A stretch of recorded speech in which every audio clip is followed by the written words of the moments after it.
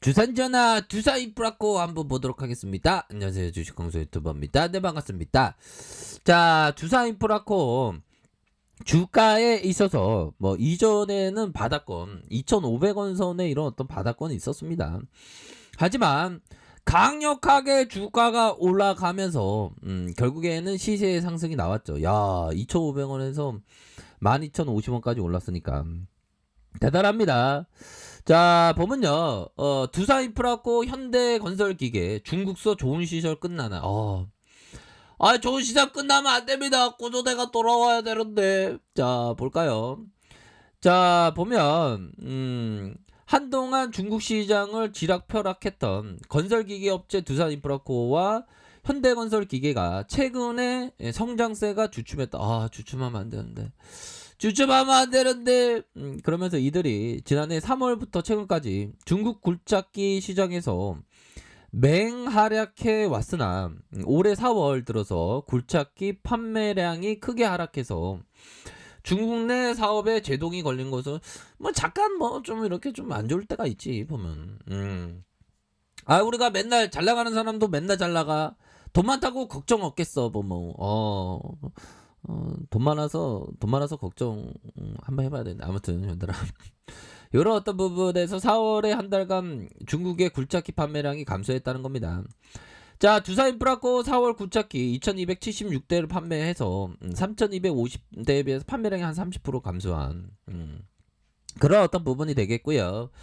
자, 현대건설기계 판매량이 지난달 1376대로 전년 동기 대비해서 1546대에서 11% 정도 좀 감소를 했다. 이렇게 얘기해주고 있죠. 그래서 중국이 신종 코로나 감염증 극복을 위해서 지난해부터 추진해온 인프라 개발이 마무리 단계에 접어든 게 아니냐는 그런 어떤 우려감에 대한 소리가 들리고 있고, 자, 올 4월 한 달간 중국 전체 굴착기 판매는 4만 1100대로 지난 4월 비교해서 감소세로 좀 돌아섰다는 겁니다. 그래서 올해 4월 중국 굴착기 시장이 지난해 비해서 주춤하고 있는 건 사실이다. 그러나 두산인프라코와 현대건설기계 굴착기 판매 감소가 지나치게 좀 높다는 점에 대한 이런 어떤 그 문제가 있다. 그러면서 전 세계 건설기계 수요는 지난해에 이어서 올해도 계속된다. 이 건설기계에 대한 어떤 수요에 대한 부분이 형들아 이렇게 좀 앞으로 좀 이어질 것이다. 뭐 이런 점에서는 큰 틀에서 추세는 변함이 없다. 이렇게 좀 그 보실 수가 있겠죠, 그렇죠? 그래서 중국과 인프라 사업의 조정 단계에 들어서면 한국 건설기계 업체뿐만 아니라 중국뿐만 아니라 여러 신흥국 시장의 공략을 그러니까 뭐 여기 중국 쪽에서 좀 안 풀린다고 그냥 그 포기하고 하면 안 되겠죠. 다른 어떤 여타의 그런 어떤 그 파이가 있는 시장으로 가면 되지. 왜 기업이 그 좌절하면 안 되잖아. 그렇게 해서 두산중공업은 지난 13일 두산인프라코 사업 부분과 계열사에 대한 합병 의결했고, 따라서 이런 어떤 부분에 있어서 된다. 뭐 그런 점을 좀 얘기를 해주고 있네요. 자, 그렇게 해서 결국에는 좋습니다. 이런 어떤 부분에서 자 보면 참 이거 보면 형들아 이런 거 보면 이게 세상에 이거 호모사피엔스는 참 다양해. 참 보면 왜 이게 자꾸만 뭐죠 이거요? 남자 화장실과 샤워실을 몰래 촬영한 1심에서 실형을 받은 남자가 야 진짜 미치겠네. 이런 거 보면 형들아 진짜 와 이런 애들이 다 있나 싶죠 보면. 야 참 갑자기 자 아무튼 얘들아 갑자기 그 뭐라고 해야 될까요? 그 뭔가 이 생각이 뭔가 이상해지고 저런 건 보면 안 되겠죠. 형들아 죄송합니다. 자 보면요. 자 코스피에 대한 부분 좀 조정을 보이고 있네요. 코스닥도 한번 볼까요? 코스닥에 대한 부분. 근데 저는 솔직하게 지수가 상방으로 한 월요일, 화요일 계속 상방으로 나올 줄 알았는데, 또 이렇게 되네요. 보니까. 좀 살짝 조정을 보일 수 있는 그런 어떤 부분에서 뭐 내려오면 뭐 한 10% 정도 요런 부분을 좀 뭐 7% 한 10% 정도 베팅할 수 있는 그런 부분도 되지 않을까요? 뭐 시장이 이게 왜 그러냐 갑자기 또 괜찮습니다 형들아. 그래서 보면 외국인 애들이 좀 네 가지가 없고 의리가 없어. 보면 외국인 애들이 얘네들은 요즘 들어서 좀 팔 때 많이 파네 기분 나쁘게. 팔 때 많이 팔고 이런데 여기서 또 괜찮아질 수 있습니다 형들아. 힘을 내세요. 그렇게 부분 그리고 환율에 대한 부분도 형들아, 환율에 대한 부분도 좀 오르고 있는 이전에 3월 달에는 형들아 3월 달에는 한 이런 어떤 정고점에 대한 부분이 있었죠. 그리고 이게 강달러가 좀 계속된다는 얘기도 있더라고. 보면 코로나 때가 레전드였지. 와, 이 코로나 때가 진짜 그 강달러에 대한 부분. 그리고 형들아 금융위기 때도 야 금융위기 때는 형들아 금융위기 때 이게 불기둥이 얼마나 많이 나온 거야 보면. 이런 어떤 부분도 있었으니까.